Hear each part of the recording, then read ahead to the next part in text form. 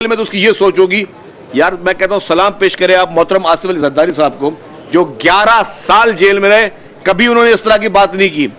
Pakistan people's party जिसके leader शहीद जुल्फिकार अली भुट्टो का अदालती कत्ल हुआ, कभी पीपुल्स पार्टी ने नहीं कहा कि जी जब तक शहीद जुल्फिकार अली भुट्टो साहब के अदालती कत्ल का फैसला नहीं हो जाता पाकिस्तान की खुदा न खासा इमदाद बंद कर दें आप।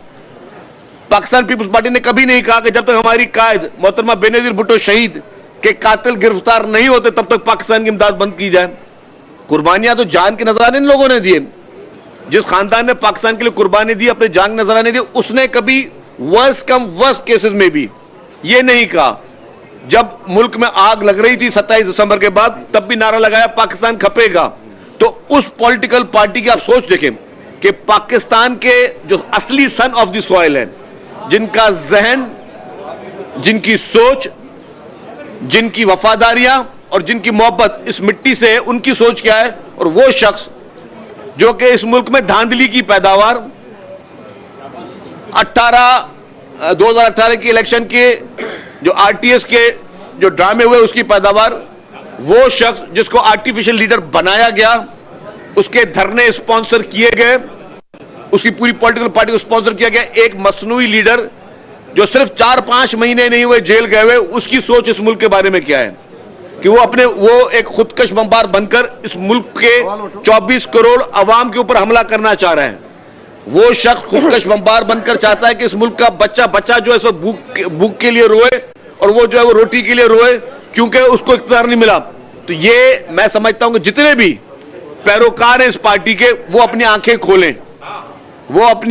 खोलें, और वो इस तरह की चीजों का फैसला करें कि इस मुल्क के साथ कौन क्या करने जा रहा है। जी साहब, ये बता दें कि जीडीए जमात इस्लामी और आपके और रफीक जो है पीटीआई वगैरह, तो ये आपके मैंडेट को जाली क्यों कह रहे हैं जब आप इतनी बड़ी अक्सरियत से जीते? भाई इलेक्शन सबने देखे हैं मेरे भाई।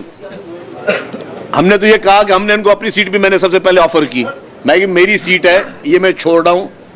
जीडीए ने इलेक्शन लड़नी है, जमात इस्लामी ने लड़नी है, जेयूएफ ने लड़नी है, कर ले एक ही सीट पे कर लेने पर मुकाबला, पता चल जाएगा कि आप अगर कितने मकबूल हैं, कर ले। इसी तरीके से इशू क्या है, ये जिन जमातों की बात करें पूरे सिंध भर में मिला के उन्होंने 20-25 उम्मीदवार नहीं खड़े किए, और वो मैंडेट की बात करें तो अब जाहिर है उनको अपनी फेस सेविंग करनी है।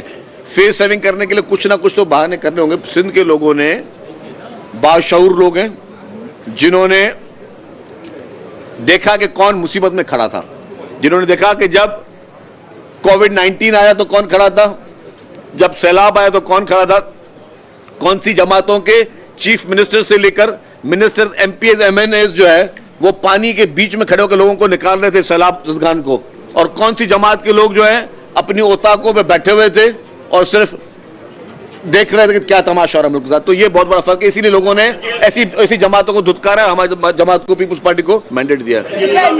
जिसको आप मजदूरी लीडर कह रहे हैं, उसको इलेक्शन कमीशन ने उससे निशान ले लिया था, मुख्तलिफ निशानात में सबसे ज्यादा वोट लिए हैं, और अगर फेयर इलेक्शन होते तो तकरीबन 170 सीटें का दावा कर रहे हैं, वो उसी पे वो एहतजाज कर रहे हैं। तो इतने वोट मिल गए मजदूरी लीडर को। एक अर्ज कर लो आपका सवाल बहुत अच्छा मेरे भाई। अच्छा, अब यही बात, आप ये सवाल को थोड़ा रिफ्रेश कर लें, 2018 से मुझे बताएं, 2018 में आप कराची में ही थे? नहीं भाईजान, मैं आपसे पूछ रहा हूँ मेरे प्यारे साफी भाई, 2018 में आपने देखा 2018 में इसको मैंडेट क्या सही मिला था, नहीं मिला था? आपसे सिर्फ एक सवाल है, क्या मिक्स था? क्या मिक्स था? तो भाई जो धांधली की पैदावार, जो सिलेक्टेड बना 2018 में, यहाँ क्या आप तो इसी शहर के, इस शहर में किस तरह आरटीएस बैठे, जिन लोगों को पता नहीं था इलेक्शन होती क्या, सुबह को वो आके यहाँ पे हल्फ लेने आ गए थे।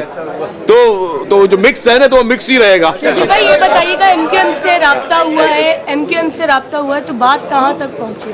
देखिए जी, हमने कहा कि हमने सबको साथ लेकर चलना है, इसीलिए ही हमारे यहाँ पे असेंबली के कुछ मेंबरान, मुझ समेत, हम लोग गए एमक्यूएम के पास, हम चल के गए असेंबली के अंदर ही। हमने कहा कि जी हमारा उम्मीदवार खड़ा हुआ है, हमें खुशी होगी कि इस इलेक्शन में आप हमारे उम्मीदवार को वोट दें, जो कि एक सबका एक फर्ज होता है। वो एमक्यूएम ने कहा है कि जी वो सोच के जवाब देंगे, तो जो सोच के जवाब देंगे वो हमें अच्छा कबूल शकील होगा। साहब ये बताइएगा कि अभी जो है आपने कहा कि वो सिलेक्टेड है, धांधली नहीं हुई, इस बार जो है बिल्कुल फेयर इलेक्शन हुए। कराची में जो इलेक्शन हुई है उसको आप कैसे देखते हैं? कराची में जो एमक्यूएम को सीटें मिली है, खुद पीपल्स पार्टी को सीटें मिली है, आप समझते हैं कि कराची में बिल्कुल फेयर इलेक्शन हुआ है?